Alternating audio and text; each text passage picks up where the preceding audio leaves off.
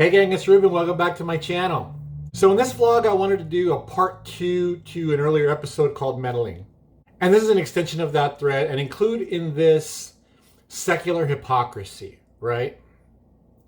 So in the secular world, non-believers have no problem elevating themselves above God basically and casting contempt at God's morality. For example, that God committed genocide when he brought the flood, and that God's ordering of the Jews getting rid of the Canaanites when he was bringing them to the promised land, that these are examples of God being immoral.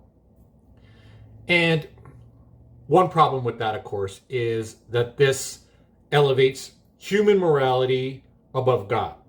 So that they are casting contempt on God is a big problem, because when you do that, we now have to ask the reverse question.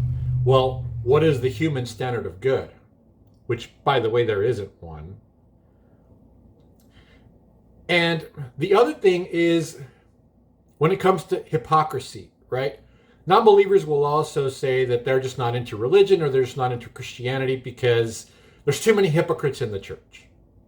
There might be some truth to that. I mean, who's not a hypocrite might be the better question. But again, the problem with this type of argument is that it means, well, what? If you're not down with religion, does that all of a sudden wash you clean of hypocrisy? Like your way of doing life makes you not a hypocrite? Well, that's certainly not true. But let's get back to meddling, right? Because a lot of secular people, when they cast God aside, they've all of a sudden made science their God.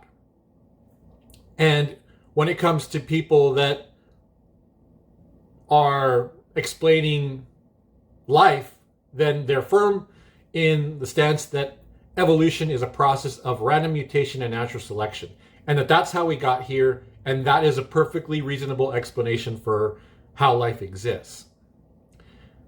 But if that's really true, then why are they hypocrites when it comes to the natural order?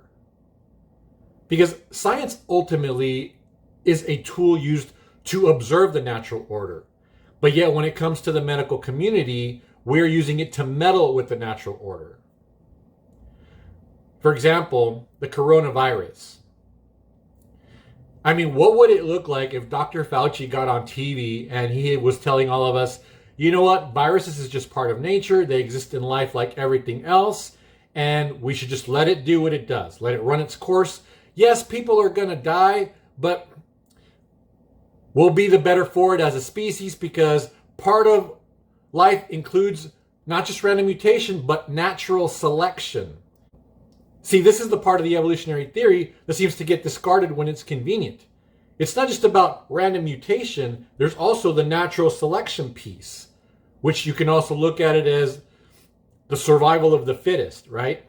And we aren't just accepting things that infect us when it comes to any virus, not just COVID, the flu, shingles, the measles, the mumps, right? We have all kinds of ways in which medically we've tried to combat these things. We are treating other biological life forms as enemies to us, which means that as humans, we believe that we have more value. We are assigning special value to us as a species. Now, there's a godly explanation for that. God did create us as special beings. We are made here in the image of God, and we are meant to have dominion over all of creation. But there's no scientific explanation for that. So if these people really do believe in evolution, then why aren't they in alignment with it? Why aren't we in synergy with that theory? No, the behavior of the medical science community is in conflict with that. We are meddling with the natural order, and in doing so, we somehow believe that we're better than nature.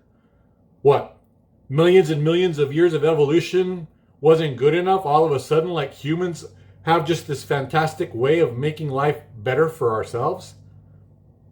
That's just not true. And there's no real explanation as to why that is. No scientific one anyway. But we aren't doing a good enough job of challenging these people back. When they challenge us on our value system, we need to do a better job of challenging these people in response. Now, don't misunderstand me. I don't think we shouldn't do anything about the coronavirus. I'm so not saying that. What I'm saying is that we are doing something about it means it's because we have compassion for our fellow man. I mean, let's think about social services as another example. We have an ambulance taking somebody to the hospital that parts the streets just like it were to part the Red Sea, because people care about that person getting to the emergency room without delay, because we would want the same treatment for ourselves. And again, there's no scientific explanation for that. That compassion is in us because we are made in the image of God. It's a more reasonable explanation that we have godly attributes. Otherwise, we're just evolved animals, and there's no reason why we should commit millions of dollars to have many people go out of their way to save a single life.